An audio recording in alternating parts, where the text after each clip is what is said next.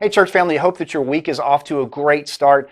I want to introduce a series of videos we're going to do each Monday in the month of November that coincide with our 30 Days Grateful study. Now, the reason we're doing this is just really to kind of encourage you to continue with this study, right? As we get into things, sometimes we kind of get lost or we get a little lazy. And so this series of videos is to encourage us to come back and make sure that we're really reconnecting with what we're supposed to be talking about. We don't want this to be something you just keep to yourself, by the way. We want you to find quotes within these devotionals, scriptures within these devotionals that you'll share with each other as family, that you'll spend time together as family with this study, and that you'll just encourage the people around you. That'll help you to develop that attitude of gratitude. One of the things you're going to notice about the first week is the word antidote, right? That's what stands out to me.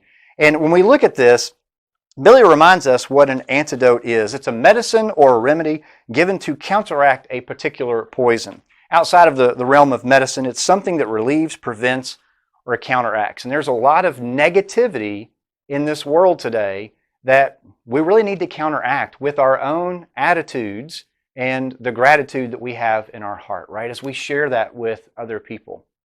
So as we look at day one, it's going to talk about what gratitude is an antidote for. And on day one, he talks about the fact that it's an antidote for complaining. And he gives us a passage from Philippians 2:14 and 15, where we're reminded, hey, we're supposed to do all things without grumbling and complaining, right? And then he tells us why, though.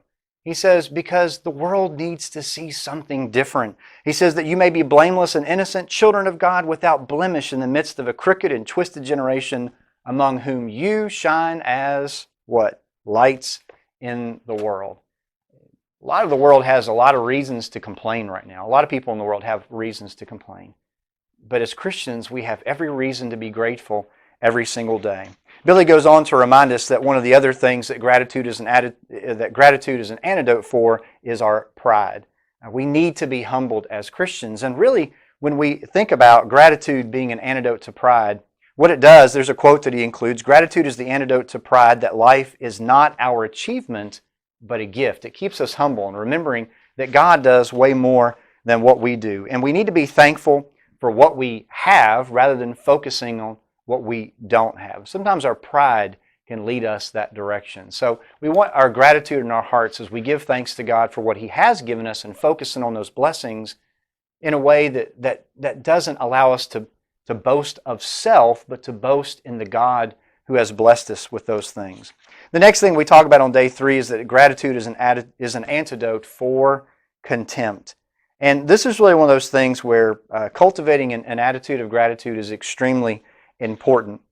He says that, he reminds us in Matthew 12, we're going to give an account for every careless word that we speak. Being grateful, being reminded of how much of what God has done for us, the grace that He has given to us, the mercy He has shown, it can help to keep us from being people who show contempt to other individuals.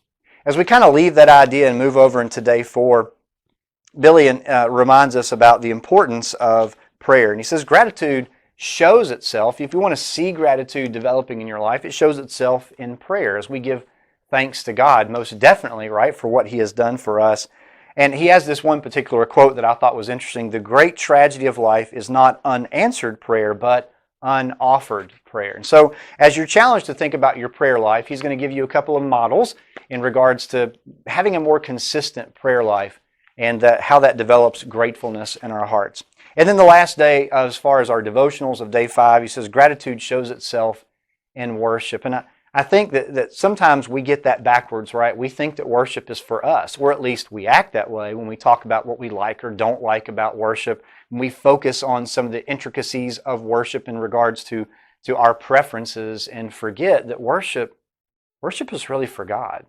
It's to God. Now, God doesn't need our worship, but as we come to worship God, there's something that happens. We can't leave without being affected in some way. If we truly have offered our worship to God, it's just as a constant reminder in all the things we sing about and the words that we read in Scripture and the communion that we enjoy together.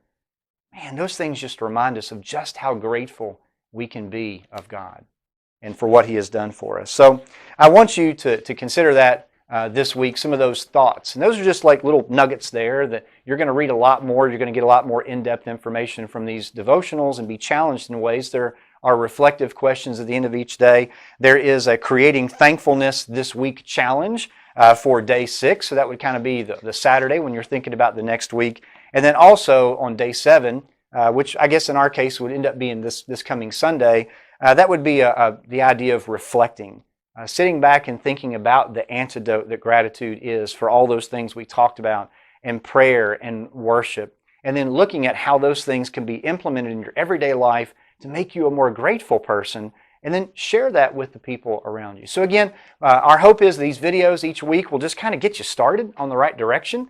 And again, we want you not to just do this as an individual, do this with other people, do this with your family, encourage them.